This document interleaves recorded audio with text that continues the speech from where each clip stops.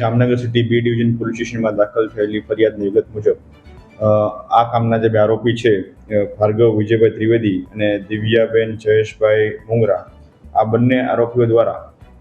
સન 2023થી લઈને 2025 હાલ દિન સુધી અલગ અલગ સમય અલગ અલગ રીતે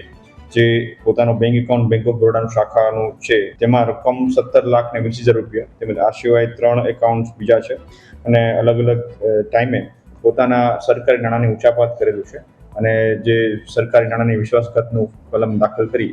સિટી બી ડિવિઝન પોલીસ સ્ટેશનમાં IPC 409 અને 114 મુજબનો ગુનો દાખલ થયેલો છે. અત્રેની ઓફિસના પગાર બિલ બનાવતા ક્લાર્ક ભાર્ગવભાઈ ત્રિવેદી અને દિવ્યાબેન એ બે પોતાના એકાઉન્ટ નંબર કર્મચારીના નામ સામે પોતાની રીતે એન્ટર કરી પોતાના એકાઉન્ટમાં મારી જાણ બહાર મને મારા વિશ્વાસનો ગેરફાયદો ઉઠાવી મારી બિલમાં સહી કરાવી ને તિજોરીમાં રજૂ કરેલ છે. ને હાલ તિજોરી દ્વારા અમને જે માહિતી મળેલ છે તે એકાઉન્ટ ઉપરાંતના 2 થી 3 એકાઉન્ટમાં શંકાસ્પદ વ્યવહાર થયા હોય તેવું અત્યારે અમને લાગે છે ને અત્યારે બાકીના બિલની તપાસ બધી ચાલુ છે ને આવતીકાલે ગાંધીનગરથી ટીમ આવીને વધારે તપાસ આમાં કરશે, ત્યાર પછી એક્ઝેક્ટ આંકડો બહાર આવશે.